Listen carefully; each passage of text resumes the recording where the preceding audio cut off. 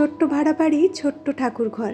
কিছুদিন আগেই ঠাকুর ঘরের নতুন একটা অর্গানাইজার অ্যাড হয়েছে, আর সেখানটায় কিন্তু অনেক কিছু জিনিস আমি সুন্দরভাবে সাজিয়ে রেখেছি। তো আজকে ভিডিওর মধ্যে আপনাদের সাথে ছোট্ট ঠাকুর ঘরটাকে সাজিয়ে গুছিয়ে অর্গানাইজ করে রাখার জন্য কিছু ছোটোখাটো টিপস শেয়ার করব। এই ভিডিওটা কিন্তু রিকোয়েস্টেড একটা ভিডিও ছিল, তো আজকে আপনাদের সাথে সেটাই আমি শেয়ার করছি।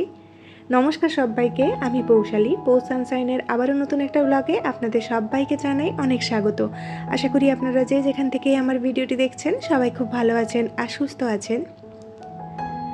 সকালে পুজোটা সেরে নিয়েছি, তারপরে এখন দুপুরবেলা ঠাকুরকে একটুখানি ফুল দিচ্ছি, কারণ সকালবেলা যখন পুজো দিচ্ছিলাম তখন ফুলগুলো ভালো করে ফোটেনি। এখন কিন্তু খুব সুন্দরভাবে ফুলগুলো ফুটে গিয়েছে, তো ভাবলাম ফুলটা তুলে নিয়ে গিয়ে তারপরে একদম ঠাকুর ঘরটা অর্গানাইজ করে ফেলি। আজকে না সমস্ত অর্গানাইজারগুলো একদম ক্লিন করব, আর তার সাথে কিন্তু ফ্লোরগুলো একটুখানি ক্লিন করে নেব। এই জায়গাগুলো প্রত্যেক দিন তো ক্লিন করা হয় না, কারণ এত ভারী ভারী জিনিস প্রত্যেক দিন সরিয়ে ক্লিন করা সম্ভব হয় না। তো এগুলো কিন্তু আমি 2 মাস 3 মাস ছাড়া করে থাকি। আর সামনেই যে অর্গানাইজারটা এখন আমি খালি করছি, এটাই কিন্তু কিছুদিন আগে এনেছিলাম, আর এটাকে কিভাবে গুছিয়ে রেখেছি সেটা আপনাদের সাথে শেয়ার করা হয়নি। আজকে কিন্তু সব কিছু ডিটেলসে আপনাদের সাথে শেয়ার করব। প্রথমেই আমি সব কিছু খালি করে নিচ্ছি, কারণ এগুলোকে না আবার ভালো করে মোছামুছি করে তারপরে আবার গুছিয়ে রাখবো। অনেক দিন যেহেতু মোছামুছি হয়নি, সেই জন্য একটুখানি ময়লা হয়ে গিয়েছে। আর আমরা বাড়িঘর যতই পরিষ্কার পরিচ্ছন্ন করে রাখি না কেন, ঠাকুর ঘর যদি ময়লা থাকে, অগোছালো থাকে, তাহলে কিন্তু বাড়ির পজিটিভিটি অনেকটাই চলে যায়। কারণ আমাদের সংসারের মুখ্য স্থানটা হচ্ছে রান্নাঘর আর ঠাকুর ঘর। এই দুটো কিন্তু সব সময় পরিপাটি আর পরিষ্কার পরিচ্ছন্ন করে রাখাটা অনেক বেশি দরকারি।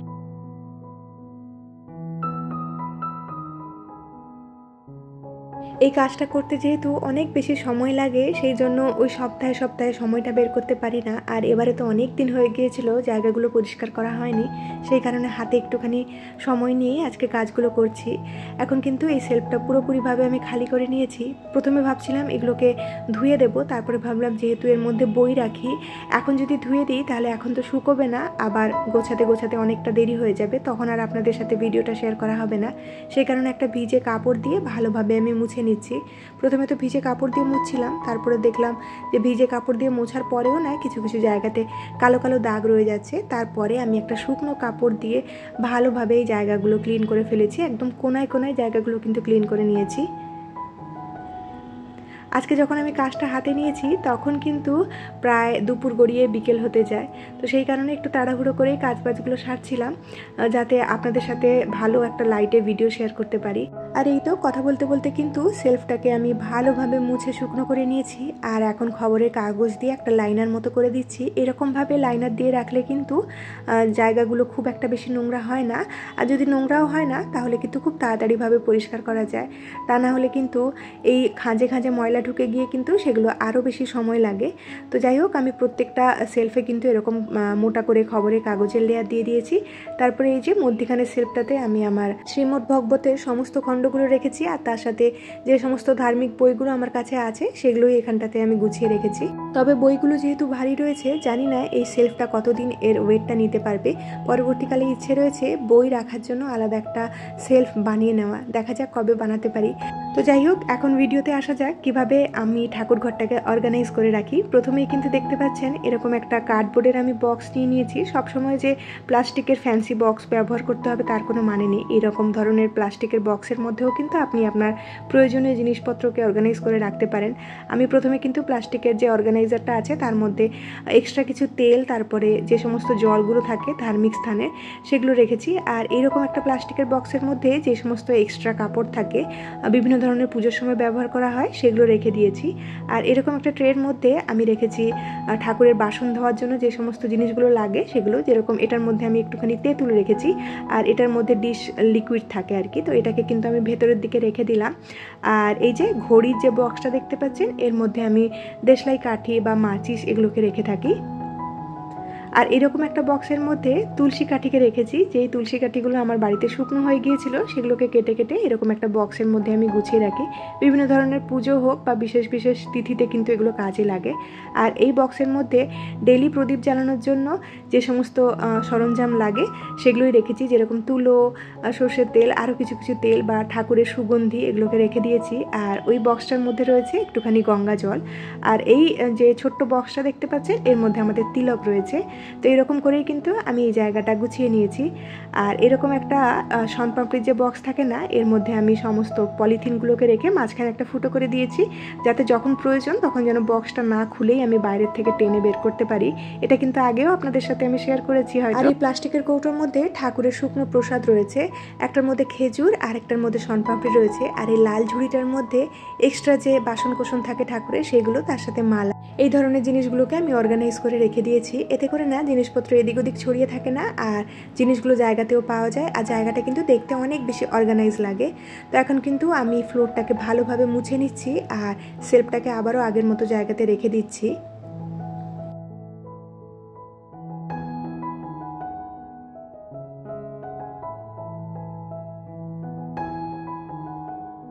এই যে ড্রয়ার টাইপের অর্গানাইজারটা, এটা প্রায় 6 থেকে 8 মাস আগে আমি কিনেছিলাম। আর তখন থেকে নিয়ে কিন্তু এখনও অবধি একবারও ক্লিন করার প্রয়োজন পড়েনি, কারণ ডেইলি বেসিসে আমি এটাকে ভিজে কাপড় দিয়ে মুছে দিতাম। তবে এখন দেখলাম এটার উপরে একটুখানি দাগ হয়ে গিয়েছে, সেগুলো আর মুছে ওঠানো যাচ্ছে না। এই কারণে স্ক্রচ প্যাড দিয়ে ভালো করে ঘষে এটাকে আমি একদম ক্লিন করে নিচ্ছি।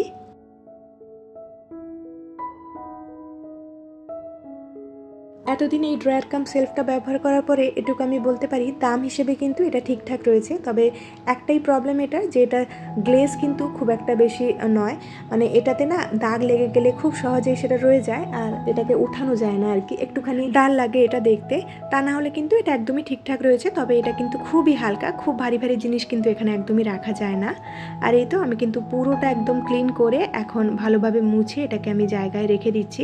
আর এখানে আরও একটা টিপস আমি আপনাদের সাথে শেয়ার করি। আমি কিন্তু প্রত্যেকটা বক্সের বাইরে এরকম স্টিকার দিয়ে স্টিকারে লিখে রেখেছি প্রত্যেকটা বক্সে কি কি রাখা রয়েছে, কারণ তাড়াহুড়োর সময় না ছোটোখাটো জিনিসগুলো খুঁজে পেতে অনেক বেশি সমস্যা হয়। সেই কারণে স্টিকারে লিখে রাখা, স্টিকারে লিখে রাখলে কিন্তু জিনিসগুলো একদম জায়গাতে পাওয়া যায় আর কি, এখানে ওখানে হাতড়াতে হয় না। তো যাই হোক, এখানে কিন্তু আমি সেলফগুলোতে লাইনার লাগিয়ে দিচ্ছি। আর লাইনার হিসেবে আমি এই কাপড়গুলোই ব্যবহার করছি, আমি আগেও তাই ব্যবহার করতাম। আমি অনেক সময় লক্ষ্য করেছি, আমি যতই বক্সের মধ্যে করে অর্গানাইজ করে রাখি না কেন, অনেক সময় কিছু কিছু জিনিস না এই বক্সের ভেতরেই ডাইরেক্ট পড়ে যায় আর কি, মানে এই সেলফের ভেতরেই ডাইরেক্ট পড়ে যায়। আর ডাইরেক্ট পড়ে গেলে না সেগুলো ক্লিন করা অনেক বেশি কষ্টকর হয়ে যায়। তো যাই হোক, এরকমভাবে লাইনার দিয়ে দিলে কিন্তু সেলফটা একদম নতুনের মতো ঝকঝকে থাকে। আর এই যে বক্সটা দেখতে পাচ্ছেন, এখানটায় কিন্তু আমার ডেলি ব্যবহার করা যে জিনিসগুলো ঠাকুরের স্নানের সময় সেগুলো রেখে থাকি। তো এখানটাও আমি খবরের কাগজ আর একটা কাপড় দিয়ে দিলাম যাতে বক্সটা ভালো থাকে। তো এখানটায় চন্দন রাখি, তার সাথে ঠাকুরের স্নানের সময় ব্যবহার করা আতর থেকে শুরু করে ঘি, মধু, এই সমস্ত জিনিসগুলো এখানে রেখে থাকি। অনেক ছোটোখাটো জিনিস কিন্তু এখানটায় থাকে আমার, যেগুলো সাধারণত ঠাকুরের পুজোতে রোজ ব্যবহার করা হয় আর কি। তো এরকম কিন্তু আমি বক্সের মধ্যে অর্গানাইজ করে রেখে দিয়েছি, যাতে দেখতেও অনেক সুন্দর লাগছে। ছোটো জিনিসগুলো এক জায়গাতে অর্গানাইজ করে রাখা যাচ্ছে। আপনি যদি এই বক্স না ব্যবহার করে ডাইরেক্ট সেলফের মধ্যে রাখতেন, তাহলে কিন্তু জিনিসগুলো এদিক ওদিক চলে যেত, আর কাজের সময় আপনি হয়তো হাতের কাছে পেতেন না।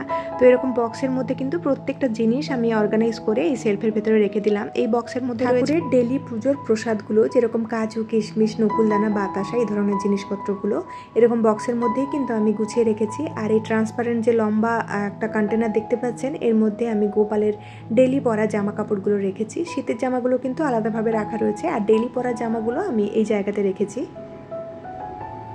এটাও কিন্তু আমি এই সেলফের তলাতে একদম রেখে দিলাম। তারপরে এই ছোট্ট একটা বক্সের মধ্যে কিন্তু গোপালের সমস্ত পাগড়িগুলো রয়েছে। আমি আগে না সব ওই বক্সের মধ্যে রাখতাম, তবে দেখলাম পাগড়ি বা যে সমস্ত অর্নামেন্টসগুলো থাকে সেগুলো জামার সাথে রাখার কারণে ওগুলো কিন্তু নষ্ট হয়ে যাচ্ছিলো। সেই কারণে প্রত্যেকটা জিনিসকে আমি এখন আলাদা করে দিয়েছি। আর এই যে বক্সটা দেখতে পাচ্ছেন, এর মধ্যে গোপালের চুড়ি থেকে শুরু করে গোপালের গলার মালা, এগুলো রাখা রয়েছে। আর এই ধরনের স্টিকারগুলো দিওয়ালির টাইমে লাগে, তো সেগুলো কিন্তু এক্সট্রা আমার কাছে ছিল, আমি এই ট্রের মধ্যে রেখে দিলাম। আর এই যে লাল ব্যাগটার মধ্যে ছোটোখাটো কিছু জিনিসপত্র রয়েছে। তো এরকমভাবেই কিন্তু আমি এই সেলফটাকে গুছিয়ে নিয়েছি। আর এখন এই সেলফের মধ্যে আমি এরকম একটা ট্রের মধ্যে করে সমস্ত ধূপবাতিগুলো রেখেছি। এই যে বক্সটা দেখতে পাচ্ছেন, এখানটায় কাপ ধূপগুলো থাকে, আর এইরকম একটা বক্সের মধ্যে কিন্তু আমার কোন ধূপগুলো থাকে। আর লম্বাটা যে বক্সটা দেখতে পাচ্ছেন, ওখানে কিন্তু ডেলি ব্যবহার করা যে কাঠি ধূপগুলো সেগুলো রেখে থাকি। ধূপের কিন্তু আমার অনেক বেশি শখ, সেই কারণে ধূপ আমার কাছে বিভিন্ন ধরনের থাকে আর কি। আর যে এক্সট্রা তুলোটা সেটা কিন্তু আমি এখানেই রাখলাম। আর একদম ওপরের যে সেলফটা সেটা খুব একটা বেশি কাজে লাগে না সবসময়, সেই কারণে যে এক্সট্রা জিনিসপত্রগুলো যেগুলো মাঝে মধ্যে কাজে লাগে সেগুলো এখানটায় রাখলাম। আগের যে বক্সটা দেখলাম সেখানটায় গোপালের শীতে পরা জামা কাপড়গুলো রেখেছি। আর এরকম একটা অর্গানাইজারের মধ্যে অনেক ধরনের জিনিসপত্র রয়েছে যেগুলো মাঝে মধ্যে পুজোতে কাজে লাগে আর কি। আর এরকম একটা স্টিলের বক্সের মধ্যে আমি রলি মলি বা হলুদ রঙের সুতো যেগুলো পুজোতে মাঝে মধ্যে লাগে সেগুলো রেখেছি। আর এখানটায় রাখলাম আমাদের মহাপ্রভুর প্রসাদ। তার সাথে এই যে লম্বাটে বক্সটার মধ্যে এখানটা একটুখানি ধুনো গুঁড়ো রেখেছি। ধুনো কিন্তু প্রত্যেক সপ্তাহে আমার কাজে লাগে, সেই কারণে এটা হাতের কাছে একদম রাখলাম। আর তার সাথে একটুখানি ছোটোখাটো জিনিসপত্র রেখেছি যেগুলো ধুনোতে দিতে হয় আর কি। প্রত্যেক বছর পুজোতে কিন্তু এই ধরনের আলতা সিঁদুর আমি মাঝে মধ্যে পেয়ে থাকি, সেগুলো আমি এই জায়গাটাতে গুছিয়ে রাখি, যখন ব্যবহার করার প্রয়োজন হয় তখন এখান থেকে নিয়ে নিই। আর এই রুদ্রাক্ষের মালাটা আমার কাছে এক্সট্রা ছিল, সেটাকে আমি এরকম বক্সের মধ্যে রেখে দিলাম। এরকমভাবেই কিন্তু আমি এই সেলফটাকে গুছিয়ে নিয়েছি। আরও ছোটোখাটো কিছু জিনিসপত্র রয়েছে, সেগুলো এখন আমি আবার জায়গায় রেখে দিচ্ছি। একদম নিচের সেলফে আমি একটুখানি চন্দন যে পিঁড়িটা থাকে সেটা রেখে দিয়েছি, আর তার সাথে যে ঘণ্টিটা প্রত্যেকদিন পুজোতে লাগে সেগুলোই রাখলাম। নিচের যে সেলফটা না, সেটা প্রত্যেকদিন পুজোর সময় যে সমস্ত জিনিসগুলো হাতের কাছে প্রয়োজন হয় সেগুলো রেখে দিয়েছি। আর গোপালের টাওয়েলগুলো একদম সেকেন্ড সেলফে রাখলাম। আর এদিকে কিন্তু আমি একটা পিঁড়ে নিয়েছি, তার উপরে এরকম একটা লাল কাপড় দিয়ে এখানটায় কিছু জিনিস অর্গানাইজ করে রাখছি। লাল বালতিটা কিন্তু আমার প্রত্যেকদিন পুজোর সময় কাজে লাগে, যেহেতু ঠাকুর ঘরের সামনেটা আলাদাভাবে মুছি, এই বালতিতেই জল এনে আর ওখানটায় কিন্তু শাঁখটাও রেখেছি। আর শাঁখের জলটা ফেলার জন্য আমি এরকম একটা ট্রান্সপারেন্ট বক্স মতো নিয়ে নিয়েছি। আর এই সেলফের ওপরে আমি এরকম একটা লাইনার দিয়ে দিচ্ছি যাতে ধুলোবালি পড়ে এই সেলফটা একদম ময়লা না হয়। আর এর ওপরেই কিন্তু আমি এরকম একটা অর্গানাইজারে সমস্ত আসনগুলো রেখে দিয়েছি গুছিয়ে, যাতে আসনগুলো এদিক ওদিক এলোমেলোভাবে পড়ে না থাকে। আর ঠাকুরের যে শোয়ার জায়গাটা সেটা আমি এর পেছনে রেখে দিচ্ছি, যাতে সামনে থেকে দেখতে জায়গাটা অনেক বেশি ক্লিন অ্যান্ড অর্গানাইজ লাগে আর কি। তো এই জায়গাটা মোটামুটি আমার অর্গানাইজ করা হয়ে গিয়েছে। এখন ঠাকুরের সিংহাসনের ওপরটা ভালো করে অর্গানাইজ করে নেব। আমি অনেক জায়গাতে শুনেছি ঠাকুরের সিংহাসনের ওপরে নাকি সেরকম কিছু জিনিসপত্র রাখতে নেই, সেই কারণে সিংহাসনের ওপরে না, আমি চেষ্টা করেছি যতটা কম জিনিসপত্র রাখা যায় ততটাই যেন কম রাখতে পারি। তো এর ওপরেও কিন্তু আমি এরকম একটা লাল কাপড় বিছিয়ে রেখেছি যাতে সিংহাসনটা তাড়াতাড়ি নোংরা না হয়ে যায়। আর এর উপরে কিন্তু ফুল রাখার যে কাঁসার দানিটা হয় সেটাই রেখেছি, আর তার সাথে ছোটোখাটো কিছু জিনিসপত্র রেখেছি। আর এই তো এভাবেই কিন্তু আমি ঠাকুরঘরটা সাজিয়ে নিয়েছি। আপনাদের কাছে কেমন লেগেছে সেটা অবশ্যই আমাকে জানাবেন, আর তার সাথে কিছু সাজেশন থাকলে সেটাও আমাকে দিতে পারেন। এখন কিন্তু ফাইনালি আপনাদেরকে আরও একবার দেখিয়ে দিচ্ছি।